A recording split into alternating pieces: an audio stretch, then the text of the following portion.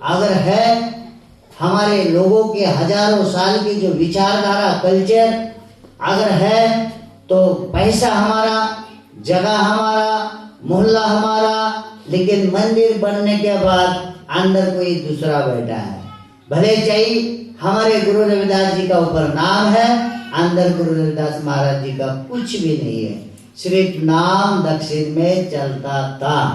और बाद में जब अभी दक्षिण में जब बल्ला डेरे के संत और महापुरुष जब साहब श्री कांशीराम जी ने इन्होंने जोड़ा, तो आज पुणे शहर में जैसा बनारस में एक तीसरा पहला पीठ हमारा है प्रार्थना स्थल, जैसा बल्ला का हमारा दूसरा है कि पूरे देश दुनिया में प्रचार हो रहा है, ऐसा ही पुणे शहर में तीसरा पीठ बना है पहाड़ के ऊपर। और पूरे दक्षिण में सदगुरु रविदास महाराज जी की विचारधारा का वहां से प्रचार हो रहा है।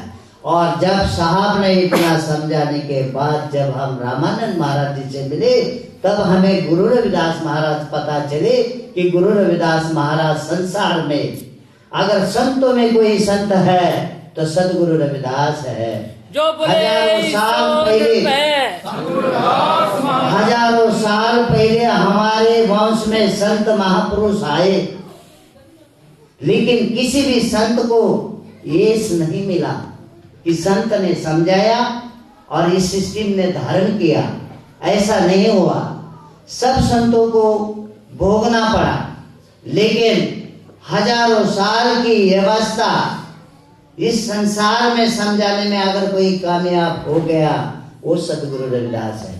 संतों में संत शिरोमणि, किसी भी संत को संसार में पदवी नहीं है, केवल एक ही संत को पदवी है, वो गुरु रविदास है। जब हमको गुरु रविदास महाराज जी के बारे में पता चला, एक बार तो साहब श्री कांशीराम जी ने पूरे महाराष्ट्र के टिकट सिग्नेचर करके मेरे पास दिए थे कि तेरे को जिसको देना है दे दे, और चाहे तो वो जो चाहे मेरे को राज का भोगने के लिए साहब मुझे दे देते। लेकिन जिस दिन हमने सदगुरु रविदास जी की विचारधारा को धारण किया और समझे, तो सबको ठोकर मारी, सबको ठोकर मारी, बिजनेस को भी ठोकर मारी। आज मेरा बिजनेस मेरे बेटे संभालते हैं, और लगभग जब से हम इनके साथ, साहब के साथ, रामानंद महाराज जी के साथ मिलकर जो काम उन्होंने किया, तो कुछ सेवा करने को मेरे भाग्य में भी मिली। इन्हीं दो महापुरुषों की विचारधारा पे पूरे देश दुनिया में हम भी उसी प्रचार में लगे हैं। और अगर हम लोग आज भूल करेंगे तो शायद हजारों साल और हमारे पीढ़ियों को भोगना पड़ेगा। ये मेरा संदेश है।